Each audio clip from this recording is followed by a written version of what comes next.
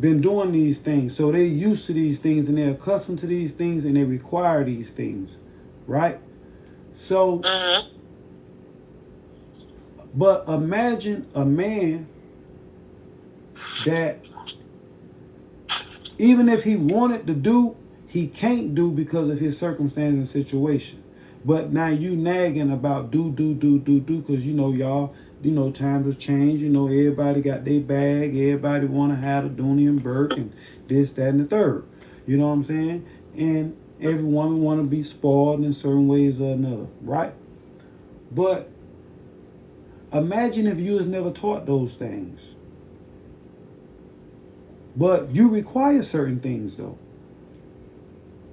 right? And by you requiring it, it's not saying that it's a bad thing, right? I'm not saying that it's a bad thing, but how do you teach a person what you require that they don't even know what you require, and you got to do it in a way that you're not belittling them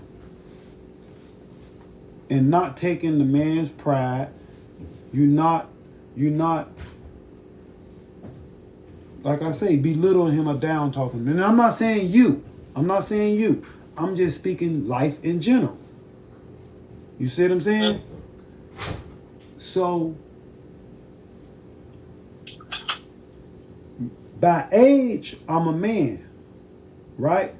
But maturity level, I'm still, in a sense, at 17, 18 years old, because really and truly, that's when I left the streets. Okay. You see what I'm saying? So, me personally, I learned it through hardship of the relationships that I have been in. I take fault just as well as some other people take fault in the relationships as well as they fail. But what I'm saying is this. The person that I am now, I wasn't always this person. You see what I'm saying? And Okay, so my question is, how do you go from the person you used to be to being the person you is now? Which meaning you're more mature when you first came home. Yes. Go from being that, and how can a woman describe to a man and show him what she wants out of life from her man without him knowing, because he wasn't out here to know? So how can she go about letting him know without belittling him? Okay, well, first and foremost, I'm going to say this. The man got to first and foremost want the elevation in life. Okay. Because even if you want it, if they don't want it, it's nothing that you could do to make them want it. Right? And what I realized even in that is this. You could want it for a person more than they want it for themselves. And if they don't really want it for themselves, but they want it for you, like they'll do it for you when you having a discussion with them and they like, yeah, I'll do that, I'm down with it, and we gonna do it this way so we could get over here, right? Because it sounds good to them. But that's not something that they really want.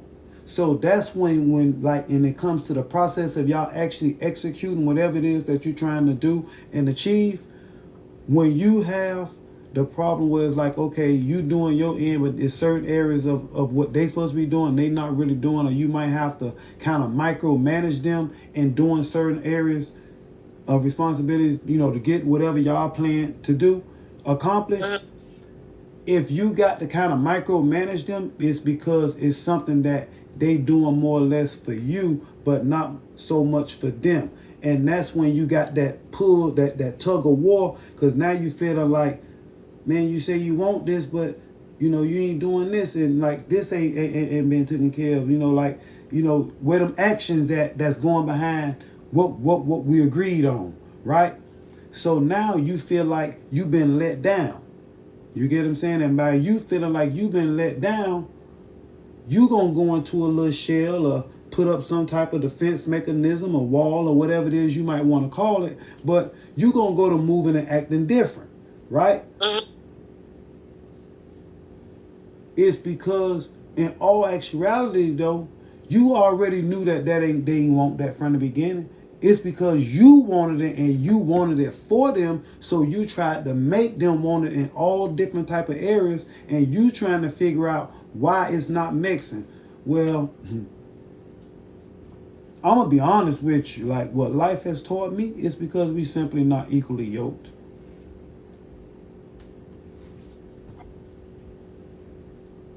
I can hear you. Okay, I can hear you now. Cause first I ain't hear you. I seen your mouth moving, but I ain't hear you. But Oh no, because I was telling my daughter to go check on my son. Okay, but and that's really all it is. It's just that we not equally yoked. You feel what I'm saying? And be honest with you, I had to literally fail 3 different marriages for me to realize that. You feel what I'm saying? In the past 10 years that I've been on the street, I've been married 3 different times to 3 different women. So it's like, okay, how I look at me and my life is this. How I analyze it. And because I'm on video.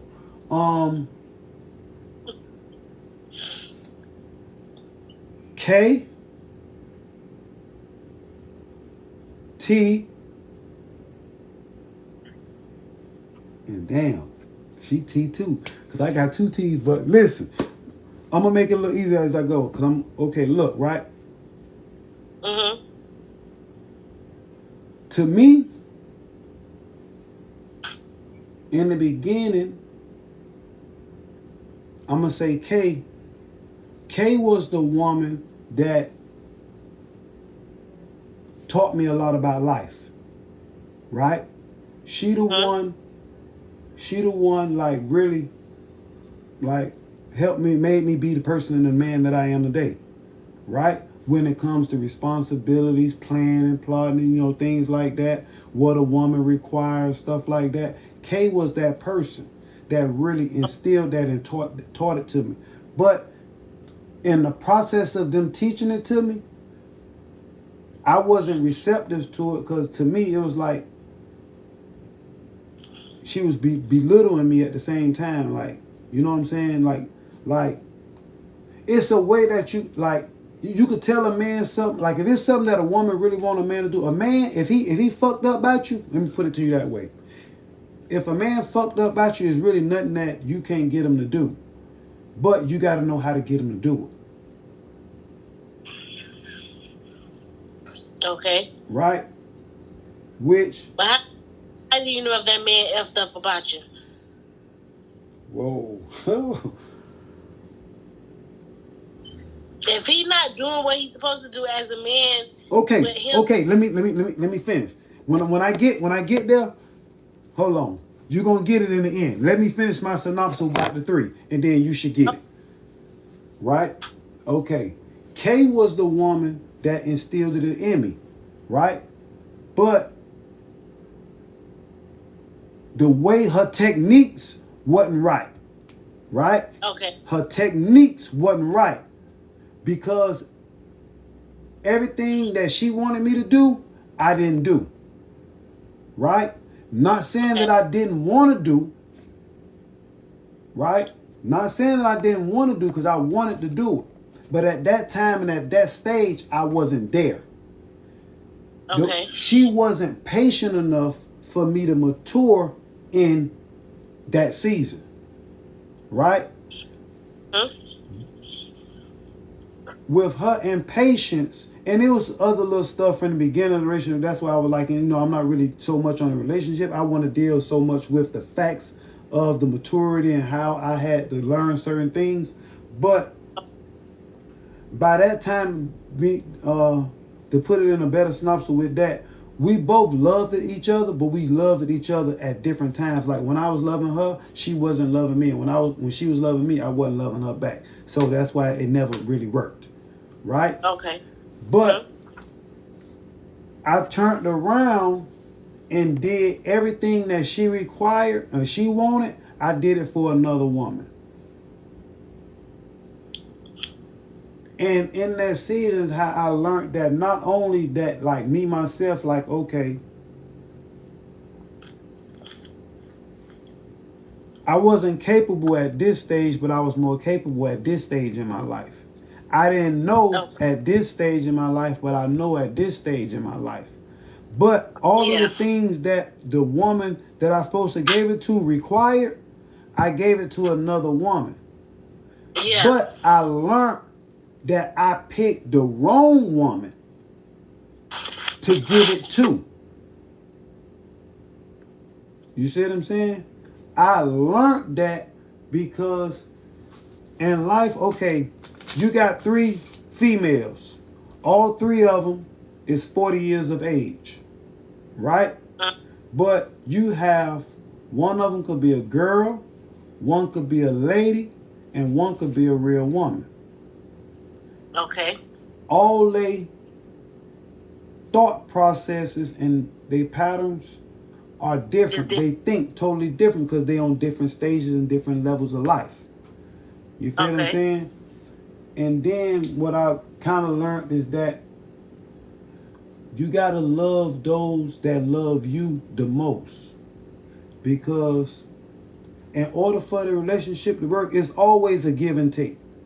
And they talking about that 50-50, fuck that. That shit is out the door. That's I don't know whoever came up with that. They could keep that. I ain't trying to, but that 50-50, they can have that. It's always going to be an imbalance. Now, it might not necessarily say it's always going to be this person giving 80 and this person giving 20 or 70-30 or 60-40. I'm not saying it's going to be always this side like that, because it might be certain things and certain situations in life and relationships that you might have to give that 70 and they give in 30. But it might be sometimes in a relationship where they might give 80 and you'll give 20. Yeah. You see what I'm saying? It's that give and take. It's just about okay, do I love you enough to deal with you in your bullshit, and do you love me enough to deal with me in my bullshit? Okay, now let me ask the question. What if you that person that's always giving, you're 90 and they really only giving 10, but you start giving 100 and they not giving nothing in return? Do you still stay with that person or do you leave? Me personally, like when we was first rapping the first time, I'm not the person to ever tell you, like, I don't feel like I don't feel like I have the place to tell you to leave or stay. Only you know that what's in your heart and your desires. You feel what I'm saying? I can't tell you that. You know what I'm saying? But what I can say is something that I personally have done. When I was confused, better yet, let me go a little deeper for you. You already know. The sign's been there from the beginning, but you're trying to make it be something that you want. So we're going to put up with it, and we're going to overlook it. Right?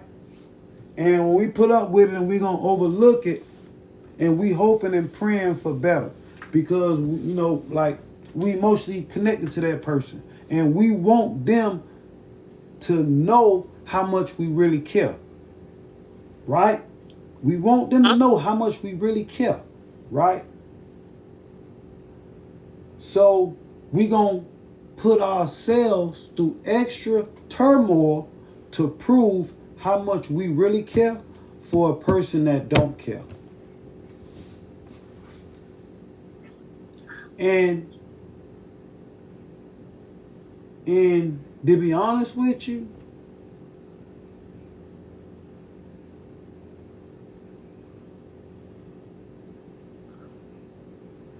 I hate that it happened for what we talking about right now, because like I say, man, I got to give a shout out to that boy, Kevin Samuels. You know what I'm saying? The Godfather. But you need to, even though, because he just passed like yesterday. Yesterday. I think just yesterday he just passed. You know what I'm saying? I don't know if you seen on Facebook. It's been everywhere on social media. You know what I'm saying? I don't know. You probably don't watch him, so you don't know who he is. But He tell the truth. You need to watch that girl Love Dorsey. Look them up on YouTube. They on YouTube. They on Facebook. They on TikTok. You got a man version. You got a female version. I ain't biased. But I'm going to tell you the God honest truth.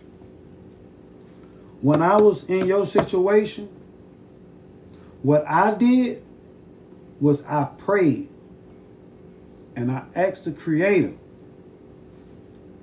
to show me. And if it's not for me, remove it. If it's not for me, remove it. Let me tell you the God honest truth, right?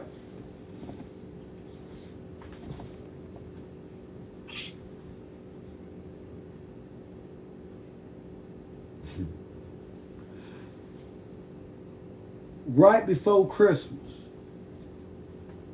just passed. Right before Christmas just passed, right? Uh-huh. Me and my wife, soon to be ex-wife, we get into it.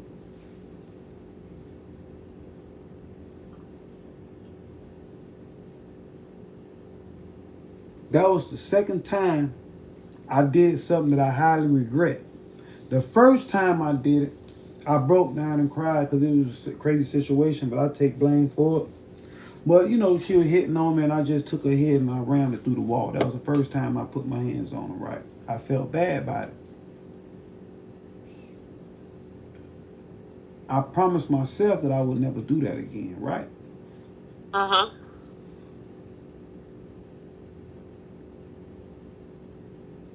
Flip. This next episode, right before Christmas, I was up under a whole lot of pressure, but that don't make no excuses. We got into it. I pushed my wife out the truck.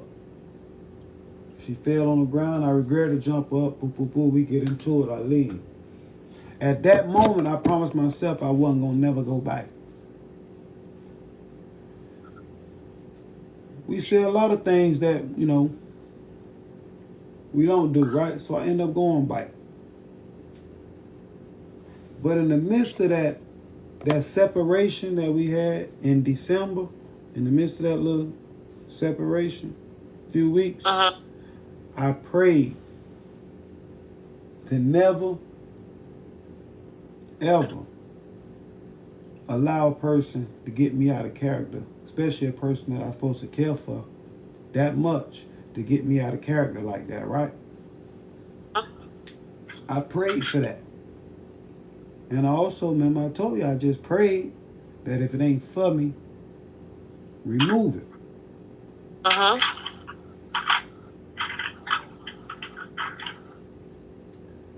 Right after I went back, we got into it again. And see, she one of them physical women. Y'all need to go in the room. I took that. I won't really go into detail as to how it all went, you know, but I took a lot of verbal and physical abuse. But the peace that the Creator put over me. Y'all put that stuff back in the kitchen. Didn't even allow me the opportunity to get mad, raise my voice. When I say I had a calmness over me, could you imagine a person literally punching you, pulling you, slapping you? Literally. And you got a calmness over you that's like it's not even affecting you? Yeah, I done been there. So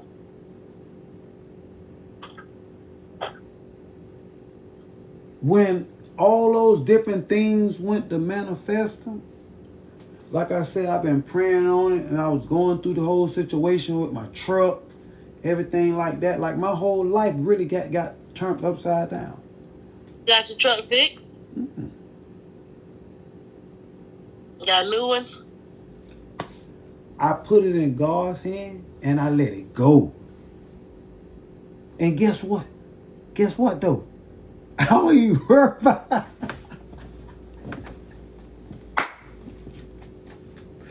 Hey, in the beginning, I ain't gonna lie to you. In the beginning, I was losing my mind. I won't lie to you. I was losing my mind. I didn't know what to do, how to do. I'm losing my third wife. I'm losing my trucking business. Over $200,000 a year. Over $200,000 a year. Legitimately, right? That I'm losing all at the same time. Whole life. Homeless. Remember, I gave up the house, gave up everything to move in the truck. And as soon as I move in the truck, all this happened. Right? But when God put a calmness over me, let me tell you, right? The day before that incident happened, I ain't even have no money. We ain't even have no money to go get nothing to eat. But get what I did? Something say, hey boy, you got that bag of change in the storage unit. Something come in my brain. I go to the storage unit, Cupcake. I had a little small duffel bag of change that I had been keeping for about a year. I go in Walmart to go get us something to eat. I spent $130 in Walmart and nothing but change. Follow me now. I'm listening. Come back, put the food in the house, go back in Walmart, because I'm transferring from the truck to my online business. So I go spend about another $30 and buy like little knickknacks and stuff that I needed for my laptop, right? Turn around.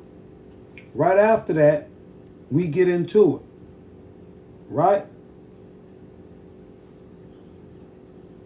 When we get into it, for the grace of the Creator, she tried to take a whole lot of stuff from me and make sure I didn't leave with nothing for real, right? But the Creator allowed her to take whatever He wanted her to take and allow her to leave just what I needed.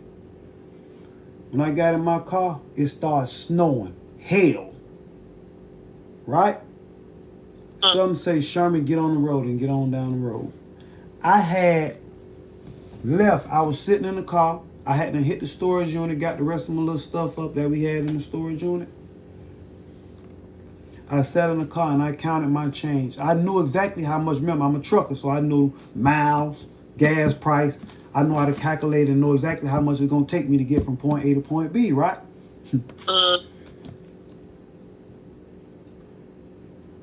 It was going to take me $80 in gas to get me from Missouri to Texas. The reason why out of all other places in the world where I'm going to Texas is for two reasons. And I made it 3. Okay. The first reason I was going to Texas is because my trucking company is in Texas. Okay. The second reason I'm going to Texas because that's where I always wanted to live at in Texas. The third reason, it's 4. The third reason I was going to Texas is because I know for a fact that there's always a door I could go and knock on, and I don't give a fuck what time of day, what day it is, rain, sleet, snow, and shine, they gonna open up that door. Boy, cuz, boy, what it do? Boy, hug me. Boy, yeah, boy, let's go get something to drink. Let's go get something to smoke. Boy, it's love. Boy, cuz in town. It's gonna be a party. And ain't nothing but love. I don't have to worry about nothing. If I ain't got $1 in my pocket, as long as I knock on that door, I can make it there. I ain't gotta have $1 in my pocket. I ain't gotta worry about nothing. Huh? I thought you lived in Arizona. No, I was in Missouri. Oh, y'all were living in Missouri? Yeah. So, Oh. so, and then, this new thing I've been on, I say, I want to go and see TD Jakes. Right? So, I counted up, I had $100 in change. It took me $80 to get me from where I was at to where I was going. I got me something to eat and made it on in. I chilled there for 3 weeks. I ain't have a want, need, birthday, beautiful, everything. Right? Remember now, hanging out, doing all type of things, man. You hear me? Some other things got into play, but you know how, like, okay, you know how you stand with somebody, you ever been staying with somebody and they not beefing with you, but they beefing with somebody else that's in the house. You feel what I'm saying? But you got so much going on, because like I had so much going on. I don't, in my own mind, my own brain, it's like I don't need to be around this right now. You know what I'm saying? So I packed up and I said, boy, I got to go. Right? I get up, don't know where I'm gonna go now, but I get up and I leave. I go to another one of my cousin's house. I stay there for about 2 days. Calm down, go to church on Sunday. TD Jakes gives the service. I suck it up, right? As soon as I get out of church, I get on the road. I say, I'm going home. I'm coming back to the crib. As soon as I get to Georgia line, some say, Sherm, call your homeboy. See what's good. You enjoy. So you rode from Texas to Georgia? Yeah. So. To what? Home? Huh? Why do you say home to Georgia if you was No, living in I'm going to Miami. I'm listening to me. That's why I say follow me. When I say home, I'm coming to the crib. You feel me? But I say when I hit Georgia line, something say call your homeboy. Right? So when I say that, right, I hit him up. Because my pocket's on E. I got to hit one of my dogs that's a playmaker. I need to get a play. I hit him up. He give me a little play. So when he give me the play, that's what make me say I'm going to parlay to Georgia. Because now I see I got a little income could come in when I'm doing a little COVID testing, right? Because they paying me $15 for each free COVID test that I give out. So I pay the people like $2, $3, you know what I'm saying, in the hood, and they take the COVID test. Boom. That put the first few dollars in my pocket. You feel me? Yeah. So I do about like 125 on within the first 2 days. You know what I'm saying? So, boom. Hey, you $15? Yeah, $15 per person. Per person? Yeah, so when them people was out there doing them free COVID testing, yeah, they were getting paid. They just wasn't telling you. But yeah, they were getting paid. So moving forward, right? I picked up on that. Yeah, but it's over with now. They stopped it. They stopped it in April. Oh, okay. But so anywho, right? So I caught it at the tail end, but it was just enough to get me going, right? So my auntie that's here, that's when my partner say, so he like, where you gonna stay? So I'm like, okay, I got people here, you know what I'm saying? Because I had recently, like sometime last year, I inherited 2 houses here because my aunt is elderly. So, I'm in the wheel like, okay, they come to me. So my old girl say, what sense does it make for me to come home when I need to be here? So you might well stay here anyway. You feel what I'm saying?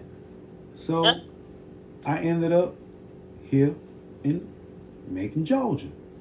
But now moving forward, as soon as I get here, I find me a little church. It's a coincidence on how I even found the church, right? So how that happened was my auntie, she like to go up there, they give out free stuff. You know what I'm saying? So they go up there on Saturdays and get the free stuff. So by her being blind in one eye, I'm here to take care of, so I drive her up there. While she trying to get the free stuff, I'm talking to the people about the church. Because remember, I'm going through chaos in life. I don't know what else to do. The only thing I know how to do now is get on my knees and pray, because that's what my grandma taught me. When you fall, at least you need to know who you fall into and how to get back up. So that's all I know. I'm down bad. I ain't got nothing, right? So I just know to keep getting on my knees and pray me out the situation. But I ain't gonna lie, like, it was on my mind for a while. I couldn't sleep. I ain't gonna lie to you, I couldn't sleep. I couldn't eat right. Nothing. But guess what? I shook right back. Shook right back. You got to go through some things. Every test is a testimony, man. Amen. You feel me? And honestly, even since the time that I've been out of my truck, I eat good.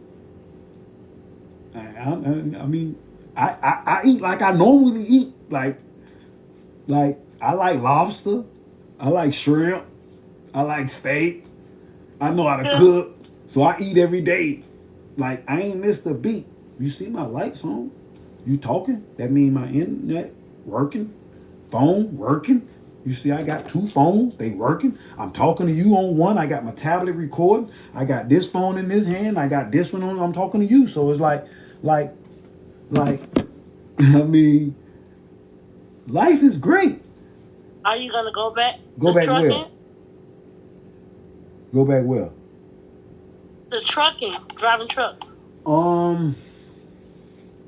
Honestly, like I said, my plan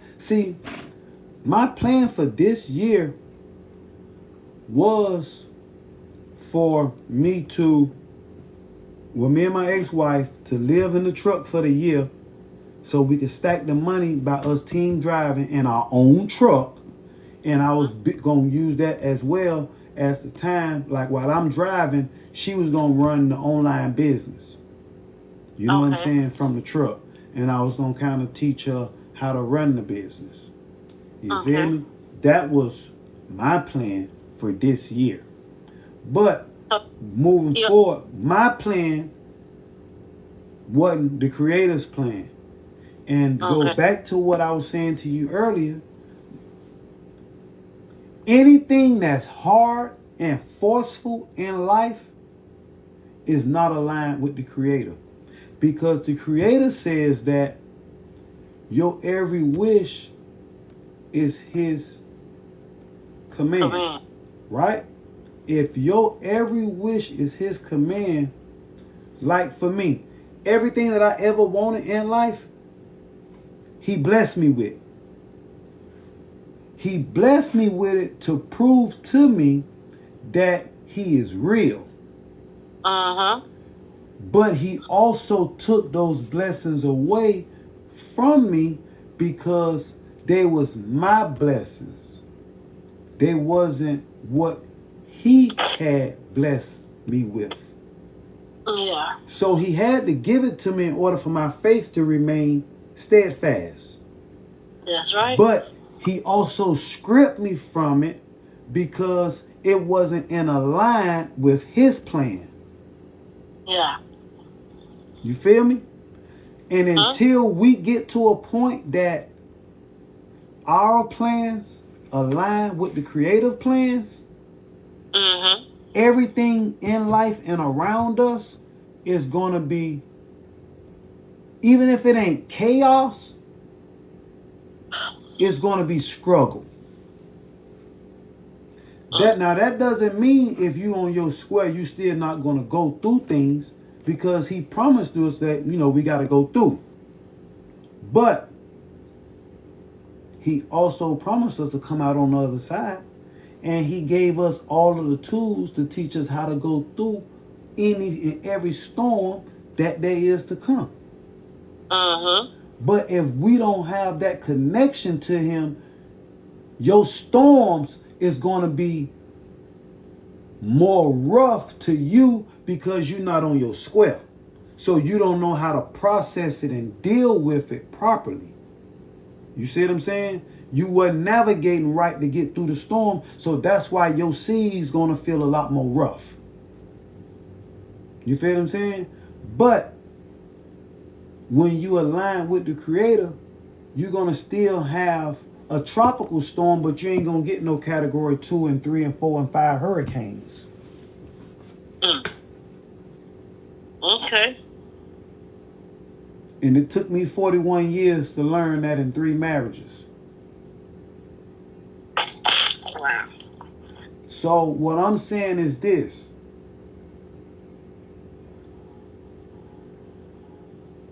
I've been knowing him all my life, so I could say this. There is help.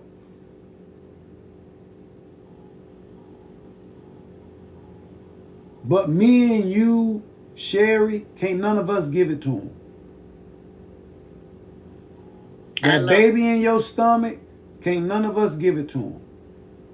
Oh, I know. The only person that could give it to him is the Creator.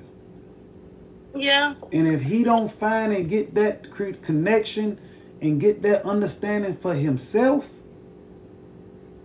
it would never work.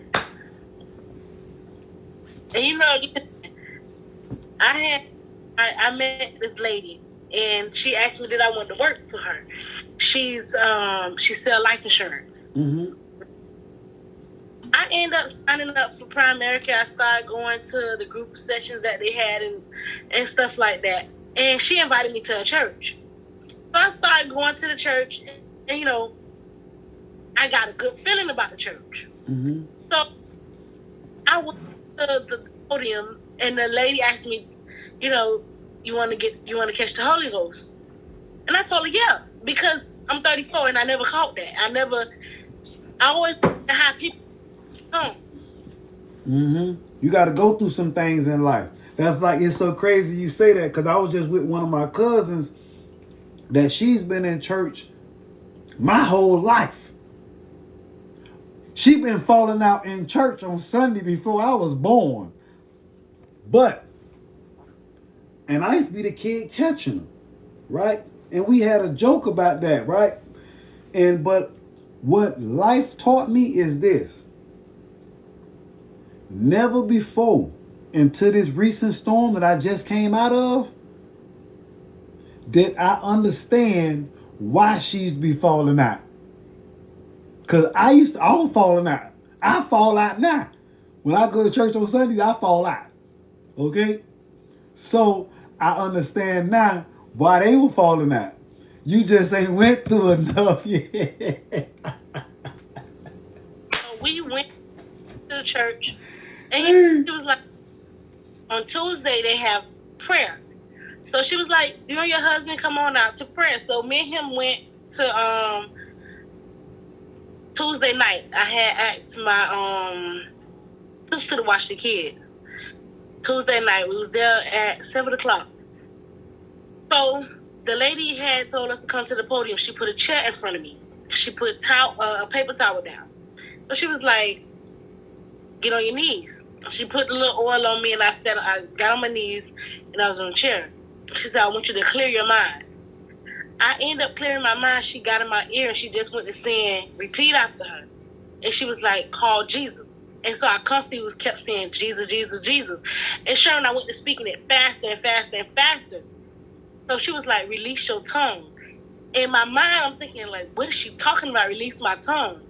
And I finally released my tongue. I went to speaking in tongue. And never in my life I ever spoke tongue. So I'm over there speaking and crying. The lady was like, you're going to have snot coming out your nose. You're going to have, your eyes going to be watery and everything. So everything this lady telling me, Sherman, it happened. It happened. Mm-hmm. So sitting there crying and this and that and that. And I'm like, I constantly just kept speaking it. I didn't hear myself. But the lady was like, you're praying. And the way I was praying, Jesus was praying through me to get to God a little faster. Mm-hmm. So I'm sitting there doing it, and constantly I wouldn't stop until I calmed down, and then I stopped. So they was over there doing it with Damien. At the same time, they was doing it with me. But the thing is, Damien's mind wasn't clear, because Damien had rage in his mind of something happened to my daughter Bite. So he kept saying Jesus, Jesus, Jesus, but he he couldn't get to that level that I got to because his mind was inside of the church thinking about killing somebody. So I wasn't clear to get that. So he kind of faked it that, he wasn't speaking in tongues. And so the lady texted me the next day, which is my coworker. She said, I'm not trying to, say anything bad about your husband or anything like that, because I could tell he's going through a lot of stuff. She said his mind wasn't clear. I said, yeah, I peeped that his mind wasn't clear why he couldn't catch the Holy Ghost and Jesus, get inside of him. So the next day he hauled tail, left the house, and just disappeared for like 2 days. So I went to praying for my kids.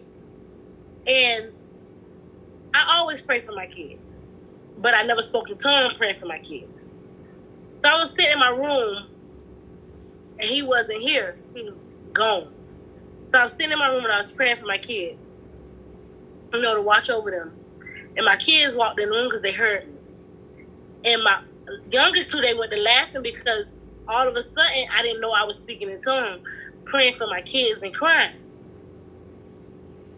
And see, I can get in a car by myself. I can get in the tub or the praying. Like when I get in the bathroom, I have it as it being my war room, meaning I'm going to go in there and pray. Like I get peace and quiet when I'm in the bathroom. I lock the door, I cut off the lights, and I go to praying. In a tub full of freaking water, I'm in the bathroom praying. And I go to speaking in the tongue, and I'm always crying. I don't know what I'm saying. I don't never know what I'm saying because I'm speaking another language. But I'm praying to this man. And the pastor say, so he called me the devil. And so I ignored him when he called me the devil. To the simple fact, I told him. You say the pastor called you the devil? He didn't call me the devil. The pastor asked me what I said, and I told her out of nowhere I just go to blurting out in tongues and don't even be knowing it. I in the car, I go to listen to church music, I go to feeling it a lot, and then I go to speaking in tongues out of the blue. And so the pastor asked me, was I doing that? And just say, by you being a beginner, it's gonna constantly keep happening to you. And she was like, how do you feel? And I'm like, I feel good. Like, it feels great. So when me and Damien get in the argument, I don't argue. I just go to the room and I go to praying. So he was like, yeah, go to praying and get the devil off you. And I'm ignoring what he's saying. I say, if anybody that has the devil inside of them cannot catch the Holy Ghost and go to speaking in tongues if they had the devil inside of them. I told him, I say, stop calling me the devil because I'm not the devil's child. I'm God's child. So the pastor told me, she said, he didn't come to church because he was on the run. And I had went to church that Sunday. So she called me my name, she said, come on, Gentile. So she was like, I want to talk to you. And this was after church. She said, I have a message for you. And it's been on my mind. And you in pain. I said, yeah, I am. She said, where's Brother Damien? I told her, I'm like, he's gone.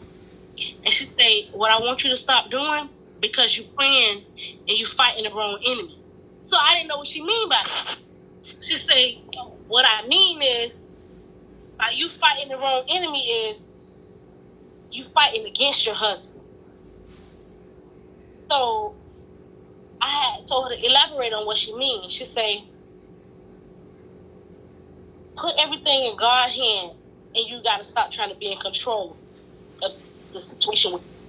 Pray for him and let that stress and release go, and let God walk with him and let God get him. You can't be in control of what you want God to do when you're trying to overstep boundaries with God, of trying to. You keep talking to him. Mm-hmm. So she say, I want you to go home and watch this movie. It took me forever to find this movie, Sherman. I paid for the movie.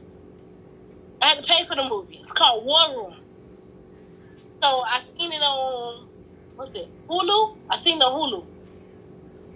And I watched the movie, and Damien actually watched it with me. So at the end of the movie, he say, "What did you get from the movie?" It was about a lady always, arguing with her husband. And he was never home. He was always gone because he worked it. He was a pharmaceutical person that, sell products and travel. Mm-hmm. Never was spending time with his daughter. He never spent time with his wife. And the wife was always arguing with him. Mm-hmm. So she went to this lady house, wanted to sell her home so she can go live with her son. Mm-hmm. And what happened was her son was a famous person, but the lady never told the realtor lady that. The realtor lady went to praying with the older lady. And she told her, pray for your husband. Pray for everything that you're going through to constantly pray. Mm-hmm. So sitting there and I'm listening to the movie, and it was giving me an aspect of my own life dealing with him. So I stopped arguing with him and I started praying for him. And I asked God, I give everything to you. Like, just take him from being that squeak person and take that taste of Molly's out of his mouth. Like that. So he say negative things. I don't listen to him. Because he always said, you ain't up the devil. All you want to do is speak negative upon me. And I told him, I'm not speaking negative upon you because I want better for you. I said, you should want better for yourself, not because of me. You should want better for you because of you. I said, whatever you do in life, you have to look at that, ask yourself. I say, I was talking, because the lady, Venda, I think that's her name. That's her name, Venda. Like she's friends, because I know Sherry gave. Remember, I got the camera going to stop calling people names. Okay, the lady V gave, I got you. The lady V gave, his auntie gave the lady V's son, her daughter car. Okay. So V was telling me about his mama. And she knew them growing up. See, he couldn't tell me really nothing about his mama besides from birth until she passed away. But see, the lady V been knowing the mama, they grew up together. Mm-hmm. And V mama and his grandma was like this, as me being told. Yeah. V was telling me the mama was into church. His mama was into church. V say his daddy, before they even had him, been on the run with each other. The daddy introduced her to the drugs. Facts. To the heroin, to the crack. Facts. To everything. Facts. She was an honor roll student. Remember, she went to school. Remember, she went to school with my old girl. And so she was telling me all this. She say this lady was pregnant with him, doing all this. Yeah. She lost custody of him as she gave birth. It took a year for his grandma to gain custody of him. Mm-hmm. I know on his birth certificate say infant. That was his name on his birth certificate. A year later, they gave him his real name. But for that first year of him being born, on his birth certificate say infant in the last name. So the grandma, Miss V was telling me that the grandma had custody of him. Mm-hmm. But by him always seeing his mama, because they lived in the same house. Mm-hmm. And she would never, no matter what she did, how she did it, where she did it at, she always had a roof to come home to. And she took advantage of it. He was going to go look for his mama. Mm-hmm. He started smoking at 9, mm-hmm. cigarettes at 9. And she was telling me once he hit 11 years old, he started lacing up. Because he was watching his mama and daddy. His daddy wasn't really never in his life because his daddy was always in and out of jail. Mm-hmm. Daddy was more worried about his oldest son that have the same name as him more than him. Mm-hmm. It took the daddy to forever to know, hey, I have a son out here, because his mama never told the daddy about him. So I'm like, she was like, yeah, he was a crack baby. Yeah. At birth. Yeah. That's why he got the challenges that he got. Yeah, I know he used to get a Social Security check. Mm-hmm. I know his Uncle T told me, is he taking his medication? Yeah. So I'm like, what medication? He was like, no, he's supposed to take psych meds. Yeah. Facts. He don't take them. You gotta tell me. I know. I've been knowing him his whole life. Remember, I know him his whole life. He lived right next door to me. Like. So I'm like, what do you mean psych meds? Yeah. So Uncle T say he's supposed to be taking psych meds. He not on them. Mm-mm. I'm like, no. He applied for Social Security. They denied him. Because I took him to Broward. They denied him. Mm-hmm. But like I told him, I'm like, your mom passed away at 41. He did that to himself. He was getting 2 checks. 2. One from his grandma passing away and his Social Security. But by him getting locked up, they took both of them away. Because when he did that, No, right.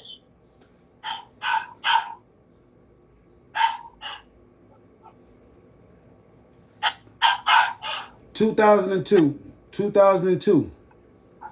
I came home in 2002. He was already incarcerated. He was on his way home. When I went back in 03, he came home in 03 or 04. That's when they basically paid him out. They gave him lump sum.